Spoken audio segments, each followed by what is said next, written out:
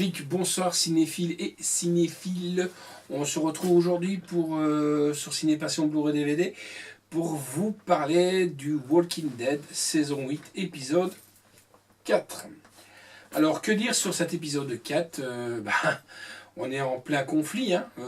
Voilà, on s'était quitté, si vous vous souvenez bien, sur notre ami Ézéchiel pris en otage par les sauveurs, on va dire ça comme ça. Quand je dis pris en otage, c'est bien entendu pris au dépourvu, pris sous les feux d'un calibre 50, et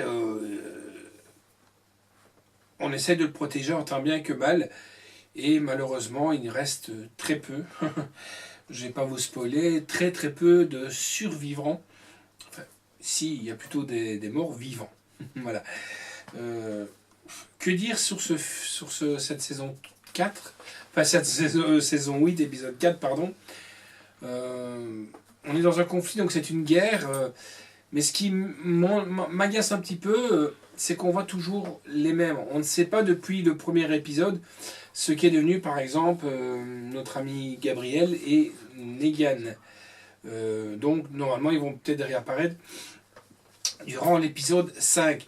Ce qu'il faut savoir aussi, c'est que j'ai entendu d'autres youtubeuses qui disaient aussi que c'était assez gore et trash. C'est vrai qu'un calibre 50 n'est pas là pour faire dans la dentelle. Ce qui me fait un peu marrer quand même, c'est quand on se souvient bien, on voit on va dire la garde pour rapprocher de Ézéchiel se coucher sur lui pour le protéger. Quand on voit le début de l'épisode 4, on voit des cadavres découpés par des coups du calibre 50. On voit des cadavres transpercés. Donc fatalement, imaginez-vous si le calibre 50 a vraiment un impact comme ça de feu. Je crois que Ézéchiel ne serait plus là depuis longtemps. Autre chose aussi, c'est que là on voit en moins une Carole qui fait un peu sa rambounette, Rambo, qui arrive toute seule pour essayer de récupérer les mitrailleuses. C'est bien, c'est très bien. Elle arrive à aller jouer des hommes sans connaître un peu les lieux. Excusez-moi. Elle arrive à déjouer des hommes sans connaître trop les lieux, c'est pas mal. Elle arrive à ses fins, tout en sachant qu'elle se fait canarder, à un moment donné, derrière une camionnette, où on voit très peu au départ des impacts de balles. Soit c'est Gilbert Montagnier qui tire et il ne sait pas où il tire, ou alors peut-être que, je sais pas, ils ont peut-être moins de budget, j'en sais rien. C'est un peu dommage, car les impacts des balles, on ne les voit pas tout de suite. Les carreaux qui explosent, on ne les voit peut-être pas tout de suite non plus. Elle arrive à se déjouer facilement de 4 sauveurs, si on va par là. Je comprends pas un petit peu le raisonnement des sauveurs à ce moment-là. Ils chargent des calibres 50. Ils ont une nana devant eux qui est cachée derrière une camionnette.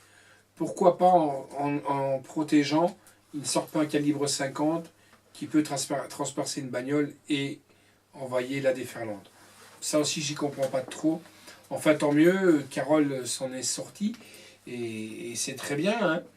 Mais bien entendu, les calibres 50 disparaissent avec les Saviors.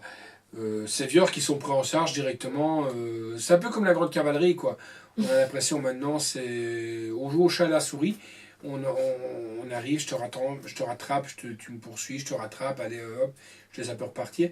Et là, Daryl, fatalement, qui arrive avec Rick et qui vont récupérer ces fameux calibres 50.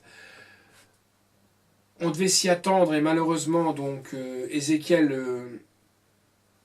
est aidé par Carole et d'autres personnes. Et arrive à son secours Shiva.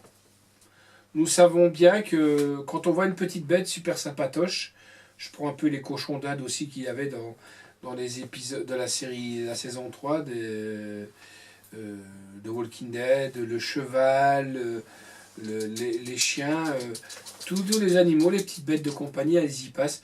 Bon, vous allez me dire, un tigre de compagnie, on n'est pas des Maharajas, on ne vit pas en Inde ou quoi.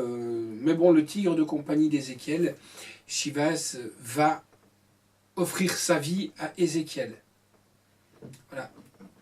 Beau mon cœur pour moi, car j'aimais vraiment bien cette petite bête, même si elle était en synthèse. Voilà.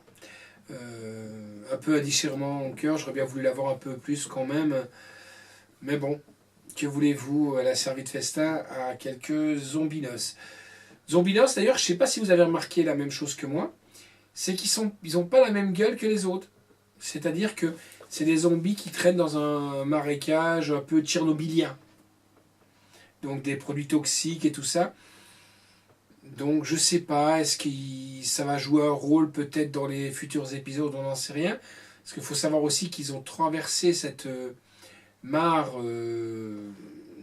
puante de produits. Donc voilà. Ce qui m'a fait vraiment mal au cœur aussi, c'est le gémissement de Shiva, on ne la voit pas. On voit après les zombies un peu en sang, on voit le sang couler. On entend la bête gémir, on se dit ben voilà, c'est fini. Et alors après, donc on voit un Ézéchiel qui revient à son royaume, qui pour lui n'est plus son royaume. Il devient un homme comme tout le monde. Pourquoi? Parce que on voit un petit peu des flashbacks au début de l'épisode en disant oui, je vais vous ramener tous, on va réussir et on reviendra tous vivants. Et malheureusement, tout le peuple d'Ézéchiel, enfin, les vaillants combattants, ils sont tous décimés par les sauveurs. Voilà, bon, on reste un peu sur sa fin. Moi, je trouve que c'est vrai qu'il y a eu beaucoup de gore dans cet épisode. Pour moi, ils auraient pu tourner un petit peu mieux cet épisode. Je le trouvais un peu bâclé quand même sur certaines scènes. Voilà, on en apprendra des choses, notamment que il y a un type qui je ne vais pas trop vous spoiler, hein, qui capture à un moment donné Ézéchiel, mais qui a l'air d'en connaître énormément sur beaucoup de choses.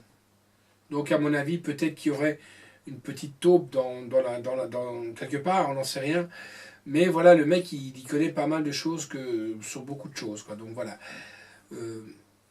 J'attends avec impatience, moi, l'épisode 5. J'ai envie de revoir Negan, j'ai envie de revoir aussi Gabriel, voir ce qu'il est devenu. Peut-être qu'on va arriver tout doucement sur une hypothèse que moi je me suis fait. Hein. Rick est dépité quand on le voit au début de l'épisode 1. Mon avis, c'est peut-être parce que Ézéchiel, moi, peut-être que parce que Gabriel va être exécuté sous les yeux de Rick. On n'en sait rien, j'en sais rien. Pour moi, ça. Je vais pas trop me baser trop sur le comics que j'ai, hein, qu'on a ici.